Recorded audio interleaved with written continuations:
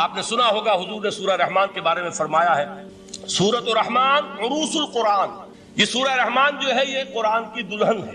جیسے دلہن کو آپ خوشنما لباس پہناتے ہیں، آراستہ پیراستہ اس کو گہنے اور اس کو زیور پہناتے ہیں، تو جس طریقے سے سجاتے ہیں آپ دلہن کو، اللہ تعالیٰ نے ایک سورت قرآن مجید میں یہ ایسی رکھی ہے سورہ رحمان کی، اسے خوب سجایا ہے.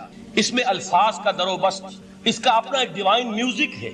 وہ تو اللہ تعالیٰ قراء جو ہے خاص طور پر مصر کے قراء، اللہ تعالیٰ ان پر رحمت نازل فرمائے، ان کی خطاؤں سے درگزر کرے. جس طرح قرآن کے انٹرنسک میوزک کو انہوں نے واضح کیا ہے. واقعہ یہ ہے کہ اگر یہ لوگ نہ ہوتے، شیخ عبد الباسط محمد عبد الصمد، شیخ محمود خلیل الحصری، یہ لوگ کہ جنہوں نے قرآن کے اس غنا میوزک، یہ لفظ جو ہے آپ حیران نہ ہو کہ میں یہ کوئی شاید توہین کر رہا ہوں قرآن کی، حضور نے یہ لفظ استعمال کیا ہے. تغنو، اس قرآن کو اچھی سے اچھی خوشلہانی کے ساتھ پڑھو. من لم یتغن بالقرآن فلیس منا، جو قرآن کو بہتر سے بہتر انداز میں، اچھی سے اچھی آواز میں، خوشلہانی کے ساتھ پڑھنے کی کوشش نہیں کرتا وہ ہم میں سے نہیں. بلکہ ایک مرتبہ حضور رات کے وقت آپ گشت پر تھے اپنے ساتھیوں کے حالات معلوم کرنے کے لیے. حضرت ابو موسیٰ اشعری رضی اللہ تعالیٰ عنہ ایک صحابی ہیں، ان کے گھر کے پاس سے گزر ہوا، وہ رات کو تہجد پڑھ رہے تھے، کھڑے ہوئے کیف کے عالم میں قرآن تلاوت کر رہے ہیں. حضور کو بہت پسند آئی ان کی قرات، کافی دیر تک وہاں کھڑے سنتے رہے. اب انہیں کیا پتا کون سن رہا ہے. بالکل اسی طرح سمجھ لیجئے ایک بات یاد آئی ہے، حضور فرماتے ہیں کہ جس طرح کان لگا کر اللہ قرآن کو سنتا ہے کسی چیز کو نہیں سنتا. ہمیں نظر نہیں آتا نا، ہمیں معلوم نہیں ہے، ہم قرآن پڑھ رہے ہیں تو سننے والا کون ہے؟ سب سے زیادہ کان لگا کر خود اللہ. یہاں اس لیے مجھے یاد آیا کہ ابو موسیٰ اشعری کو کیا پتا تھا کہ کون سن رہا ہے. وہ اپنی کیفیت میں نماز میں تہجد میں قرآن کی تلاوت کر رہے تھے، اور ظاہر بات ہے ان کے گھر ایکڑوں میں بنے ہوئے نہیں تھے، ایک ایک کمرہ، ایک ایک کوئی حجرہ، ایسے ہی تو گھر تھے نا صحابہ کے. لہذا حضور پاس سے گزرے، آواز آئی، کافی دیر سنتے رہے. اس کے بعد آپ تشریف لے گئے، صبح فجر میں ملاقات ہوئی تو حضور نے تحسین کے انداز میں فرمایا یا ابا موسیٰ انک قد اوتیت مزمارا من مزامیر آل داؤد. اے ابو موسیٰ، تمہیں تو آل داؤد کے سازوں میں سے ایک ساز اللہ نے عطا فرما دیا. جس طرح حضرت داؤد لہن داؤدی مشہور ہے کہ جب وہ پچھلے پہر رات کو حمد کے ترانے الاپتے تھے، قرآن میں ہے کہ پرندے شامل ہو جاتے تھے ساتھ، اور پہاڑ وجد میں آتے تھے، پہاڑ بھی ان کے ساتھ شریک ہوتے تھے. تو جس طرح کا اللہ نے ان کو لہن عطا فرمایا تھا، حضور نے تحسین کے انداز میں فرمایا ہے ابو موسیٰ اشعری، اللہ نے تمہیں بھی آل داؤد کے سازوں میں سے ایک ساز عطا فرمایا ہے. بہرحال قرآن مجید کا جو یہ میوزک ہے، قرآن کے الفاظ کا جو حسن ہے، جہاں تک حسن معنوی ہے وہ تو ہر لفظ میں ہے، لیکن یہ حسن ظاہری، حسن صوتی، حسن لفظی، یہ اپنے کلائمیکس پر آپ کو نظر آئے گا سورہ رحمان میں. لیکن قرآن میں یہ سورت اس اعتبار سے بھی ممتاز ہے، اس کی 4 آیات پر ذرا توجہ کریں گے، عجیب حقائق سامنے آئیں گے.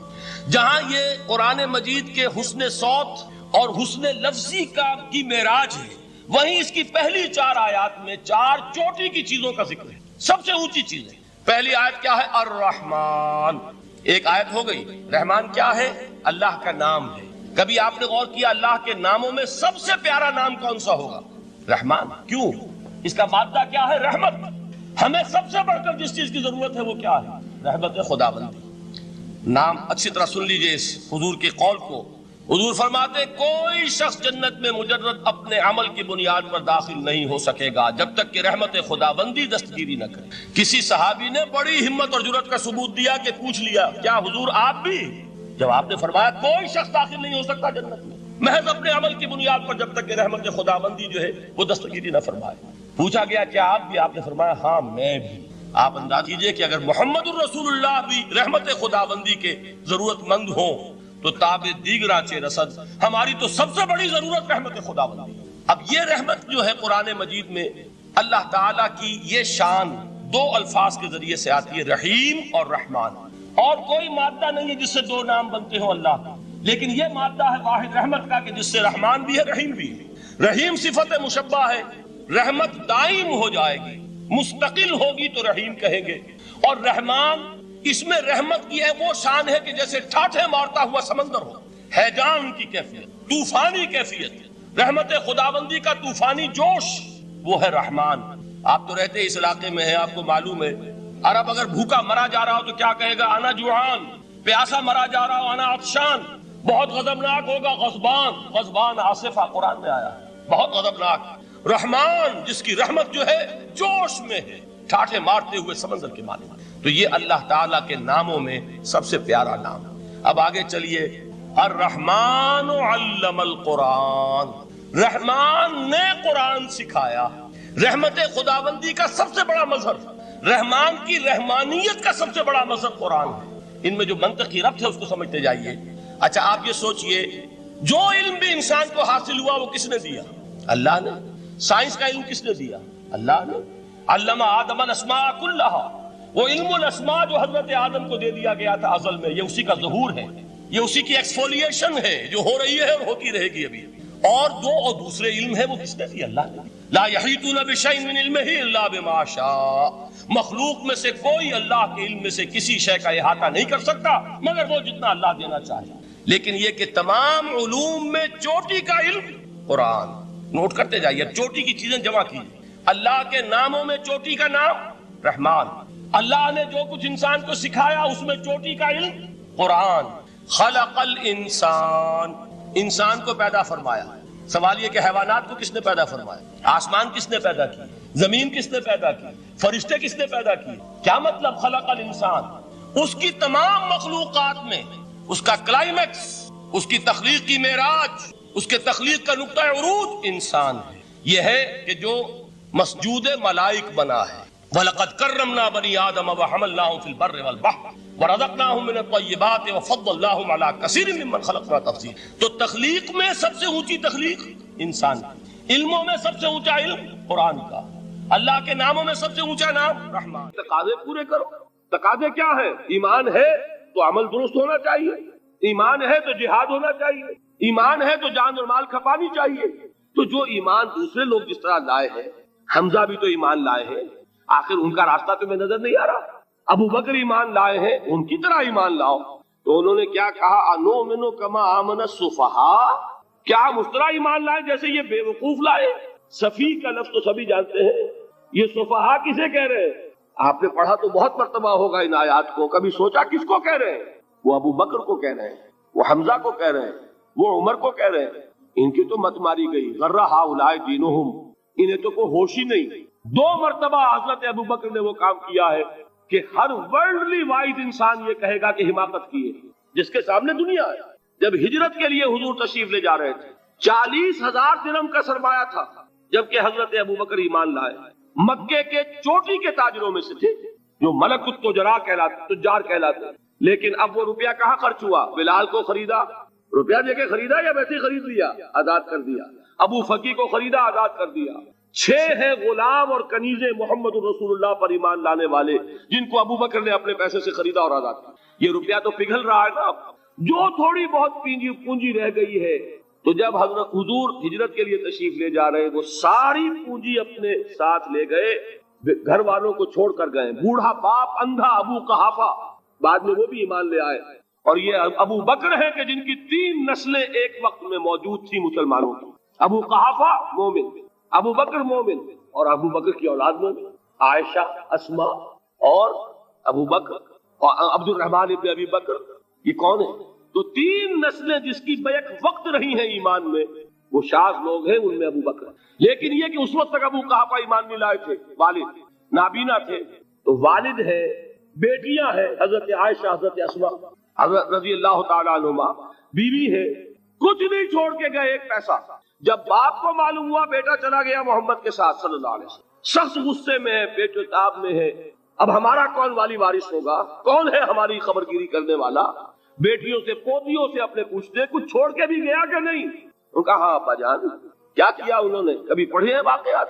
کچھ کنکر روڑے لیے، ایک کپڑے میں پوٹلی بنائی اور اندھے دادا کا ہاتھ اوپر پھروایا. دیکھیے دادا جان یہ چھوڑ گئے ہیں، یہ مال ہے، یہ سونے اور چاندی کے سکے ہیں، ابا جان ہمیں ایسے نہیں چھوڑ کر گئے. واقعہ کیا ہے کہ ایک پیسہ نہیں چھوڑا ابو بکر نے گھر والوں کے لیے، سب کچھ لے گئے کہ کیا پتہ محمد کے ساتھ جا رہا ہوں، کس وقت کیا ضرورت پیش آ جائے صلی اللہ علیہ وسلم. تو یہ کوئی عقل مندی کی بات ہے؟ اپنے غریبانوں میں جھانکی آپ یہ عقل مندی کریں گے؟ کہیں چاہے نہ، یہ بات دوسری ہے. لیکن یہ کہ اس کو کون ہم میں سے عقل مندی کہے گا؟ اسی طریقے سے جب غزوہ تبوک کا وقت آیا، وہ واقعہ تو بہت مشہور ہے. حضرت عمر فرماتے ہیں کہ اس زمانے میں میرے پاس اتفاقاً پیسہ بہت تھا، میں نے یہ سوچا دل میں کہ اس مرحلے پر تو میں ابو بکر سے بازی لے جاؤں گا. مسابقت ان میں بھی تھی لیکن نیکی کی مسابقت, خیر کی مسابقت, انفاق فی سبیل اللہ کی مسابقت. تو میں نے سوچا کہ میں بازی لے جاؤں گا. میں نے کیا کیا, کل دولت جو تھی اس کے 2 حصے کیے. ایک حصہ گھر رکھا اور ایک لا کے حضور کی خدمت میں پیش کر دیا. حضور نے پوچھا کہ عمر گھر والوں کے لیے کچھ چھوڑا؟ کہ جی ہاں, نصف کیا میں نے, نصف اللہ کی راہ میں حاضر ہے, نصف چھوڑا ہے. ٹھیک ہے. اب وہ آئے ابو بکر, پوچھا حضور نے ابو بکر گھر والوں کے لیے کچھ چھوڑا؟ کہ نہیں, صدیق کے لیے ہے خدا کا رسول بس, گھر میں اللہ اور اس کے رسول کے نام کے سوا کچھ نہیں تھے. یہی ہے نا, پروانے کو چراغ ہے, بلبل کو پھول بس, اور صدیق کے لیے ہے خدا کا رسول بس, مجھے گھر والوں کے لیے کچھ نہیں چاہیے. یہ کام جو ہے تو یہ جن کا ہم اس وقت ذکر پڑھ رہے ہیں منافقین, ان کے نزدیک حماقت تھی یا عقل مندی تھی, یہ سمجھداری تھی یا بے وقوفی تھی؟ وہ ہے جو بات کہہ رہے ہیں کہ جب ان سے کہا جاتا ہے ایمان لاؤ بھلے لوگوں کی طرح جیسے دوسرے لوگ ایمان لائے ہیں, تو کیا کہتے ہیں, انؤمن کما آمن السفہاء الا انہم هم السفہاء ولکن لا یعلمون. آگاہ ہو جاؤ, اصل احمق یہ ہے, اصل بے وقوف یہ ہے, انہیں نہیں پتا کہ حقیقت کیا ہے, نفع کیا ہے, نقصان کیا ہے. وہ جو بات میں نے سورۃ العصر میں بیان کی تھی, والعصر ان الانسان لفی خسر الا الذین آمنوا وعملوا الصالحات وتواصوا بالحق وتواصوا بالصبر. جس کے ذہن اور قلب پر یہ صورت کندہ ہو جائے گی, اس کے نزدیک عقل مندی یہ ہے کہ سب کچھ اللہ کی راہ میں لگا دو. جس کے دل میں یہ بات بیٹھی نہیں, اس کے لیے عقل مندی یہ ہے کہ بچا بچا کر رکھو, چھپا چھپا کر رکھو, سنبھال سنبھال کر رکھو. عقل مندی کا اس میں تقاضا کچھ اور, اس میں تقاضا کچھ اور. لیکن یہاں بھی فرمایا ولکن لا یعلمون, انہیں ابھی علم نہیں ہے اس کا. اس سے پہلی آیت میں بھی فرمایا ولکن لا یشعرون, انہیں شعور نہیں ہے. دیکھیے میں آپ کو بتا رہا تھا, یہ وہ غیر شعوری نفاق ہے, یہ بڑھتا چلا جا رہا ہے. پہلے جھوٹا بہانہ تھا, پھر جھوٹی قسمیں ہوئی, پھر دشمنی ہو گئی صادق الایمان, جو جان اور مال لگا رہے ہیں, نچھاور کر رہے ہیں پروانہ وار, اللہ پر, اللہ کے دین کے اوپر نثار کر رہے ہیں اپنے آپ کو, ان سے عداوت, ان سے دشمنی, ان کا بغض, یہ 3rd سٹیج تک پہنچ گئے. اب بھی وہ اپنے آپ کو منافق نہیں سمجھتے, وہ سمجھتے عقل مند تو ہمیں, یہ تو بے وقوف ہے. ہم ہیں اصل میں بھائی, سمجھ کے چلنا چاہیے, تیل دیکھنی چاہیے, تیل کی دھار دیکھنی چاہیے, دائیں بائیں دیکھنا چاہیے, حفاظت کا بھی خیال ہونا چاہیے. یہ ساری چیزیں تو عقل مندی ہے نا دنیا کے اعتبار سے. تو وہ تو انہیں بے وقوف سمجھ رہے ہیں, اپنے آپ کو منافق کہاں سمجھیں گے؟ چاہیے ٹھیک ہے بھائی, دین بھی چاہیے لیکن دنیا کی فکر بھی چاہیے کہ نہیں؟ یہ آپ کہتے ہیں کہ نہیں کہتے ہیں؟ یہ تو بات آپ نے بہت دفعہ سنی بھائی, ٹھیک ہے دین بھی ہونا چاہیے لیکن دنیا بھی تو ہونی چاہیے کہ نہیں؟ یہ ہے سمجھ دنیا کی, یہ ہمارے معیارات ہیں. یہی وجہ ہے کہ دین ذلیل سے ذلیل تر ہو رہا ہے. دین وہ جو میں نے حال ہی کے اشعار سنائے تھے کہ پستی کا کوئی حد سے گزر نہ دیکھے, اسلام کا گر کر نہ ابھر نہ دیکھے, مانے نہ کبھی کہ مد ہے ہر جذر کے بعد دریا کا ہمارے جو اتر نہ دے. یہ دریا چڑھا کب تھا؟ جب صحابہ کرام نے وہ فینیٹسزم جس کو آج ہم کہیں گے, اس کا جب مظاہرہ کیا, اس کا ثبوت دیا, دامے درمے سخنے, جان مال تن دھن سب لگا دیا, تو اللہ کے دین میں بہار آ گئی, رونق آ گئی, دین کا غلبہ ہو گیا. اور جب ہم اپنے سمجھ کر رکھیں گے تو ظاہر بات ہے کہ اس کا تو پھر جو حشر ہوگا وہ وہی.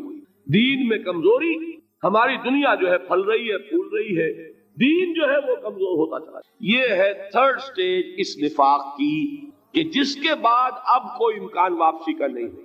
یہ غیر شعوری نفاق, جان لیجئے کہ یہ نہیں ہے کہ ماضی ہی ماضی میں تھا, اب اس کا کوئی امکان نہیں. یہ نہ سمجھیے, اب بھی یہ نفاق جو ہے, یہ میں بتا دوں آپ کو, ایک عام آدمی ہے, دین کا تقاضا ہی سامنے نہیں ہے, اسے پتہ ہی اتنا ہے کہ اللہ کے دین کا تقاضا نماز روزہ, وہ نماز روزہ کر رہا ہے, اس پر نفاق کا حملہ نہیں ہوگا. اس کو آپ کہہ دیں کہ اس کی سمجھ کم ہے, اس کا شعور کم ہے, اسے پتہ نہیں ہے, دین کے تقاضوں سے واقف نہیں ہے, وہ بچا ہوا ہے, وہ محفوظ ہے. وہ جو میں نے آپ سے کہا تھا پرسوں, اور ایک صاحب نے جواب دیا مجھے بعد میں کہ آج آپ نے جو بات کہی ہے تو کل لوگ کم آئیں گے, آپ نے ڈرا دیا کہ یہ جو تقاضے دین کے سامنے آ رہے ہیں تو اس سے ذمہ داری بڑھ رہی ہے. اب جس نے سمجھ لیا ہے پھر پیچھے رہے, وہ نفاق کے خطرے میں ہے. جسے سمجھ ہی نہیں ہے وہ پھر بھی کوئی نہ کوئی عذر پیش کر سکے گا کہ اللہ ان مولویوں سے پوچھ جنہوں نے ہمیں بتایا نہیں, انہوں نے تو دین کے تقاضے ہمیں یہ بتائے نہیں, انہوں نے تو ہمیں نور اور بشر میں چکر دے کے لڑائے رکھا, ان سے پوچھ. اصل سے مجرم جو ہے وہ یہ ہے, وہ واقعہ یہ ہے کہ کسی درجے میں بچیں گے کہ دین چاہتا کیا ہے, دین کے تقاضے کیا ہے, توحید کی حقیقت کیا ہے, شرک کی حقیقت کیا ہے. اس کی طرف اگر توجہ ہی نہیں دلائی جا رہی اور اس غریب کو پتہ ہی نہیں, اسے پتہ ہی صرف یہ ہے کہ کھڑے ہو کر سلام پڑھنے میں اتنا فائدہ ہوتا ہے، وہ پڑھ رہا ہے بیچارہ. لہذا اس کا معاملہ آسان ہے بنسبت اس شخص کے کہ جس کے سمجھ میں آ گیا ہو، بات اس نے پالی ہو. دین یہ چاہتا ہے، دین اپنا غلبہ چاہتا ہے. علامہ اقبال نے غالب پر ایک جو نظم لکھی ہے باغ درا میں ہے، اس کا ایک شعر بڑا پیارا ہے. گیسوئے اردو ابھی منت پذیر شانہ ہے، شمع یہ سودائی یہ دل سوزی یہ پروانہ ہے. یہ دین جو ہے یہ تو چاہتا ہے کہ اہل ایمان پروانہ وار اس شمع پر نثار ہو، جانے لگا دے، گردنیں کٹوا دے. وَلَا تَقُولُوا لِمَنْ يُقْتَلُ فِي سَبِيلِ اللَّهِ أَمْوَاتٌ بَلْ أَحْيَاءٌ وَلَكِنْ لَا تَشْعُرُونَ. اور اگر اس سے پیچھے ہٹیں گے، قدم پیچھے ہٹا نہیں کہ نفاق کی زد میں آئے نہیں. وہ نفاق کی پہلی stage, second stage, third stage وہاں پہنچ گئے، واپسی نہیں. اس کے لیے ایک اور دو آیات میں چاہتا ہوں کہ اس سے اس حقیقت کو اور سمجھ لیں اچھی طرح تاکہ کوئی اشکال نہ رہ جائے. ایک آیت تو میں نے شروع میں پڑھی تھی، ایک نہیں ہے یعنی ایک جگہ سے سورہ عنکبوت، اور ایک آیت ہے سورہ حج کی، وہ میں نے شروع میں تلاوت نہیں کی. سورہ حج کی آیت دیکھیے، اس قدر پیاری آیت ہے. دوسرے رکوع کے اندر آپ کو آیت ملے گی، سورہ حج 17ویں پارے میں ہے، نصف کے بعد شروع ہوتی ہے، اور اس کے دوسرے رکوع وَمِنَ النَّاسِ، اور لوگوں میں سے کچھ ایسے بھی ہیں مَن يَعْبُدُ اللَّهَ عَلَى حَرْفٍ، جو اللہ کی بندگی کرنا چاہتے ہیں کنارے پر کھڑے ہو کر. ایک ہے منجدھار میں کودنے والے کہ ہر جباد آباد ماں کشتی دراب انداختے، جیسے کہ طارق نے کیا تھا. ادھر ساحل اندلس پر قدم رکھا، ادھر کشتیوں میں آگ لگا دی کہ کسی کے دل میں خیال ہی نہ آئے کہ واپسی بھی ہے. کوئی کسی کے ذہن میں سوال ہی پیدا نہ ہو کہ اب گھر واپس جانا ہے. طارق چمر کنارے اندلس سفینہ سو، گفتند کارے تو رہے عقل و خرد خطاس. دیکھیے وہی عقل اور بے وقوفی والی بات آ گئی. لوگوں نے کیا یہ طارق کیا کیا؟ عقل مندی کی روح سے تو یہ غلطی کی تم نے. عقل تو یہ سکھاتی ہے کہ ذرا سنبھل کر چلو، جذبہ یہ کہتا ہے کہ نہیں، واپسی کا کوئی سوال نہیں.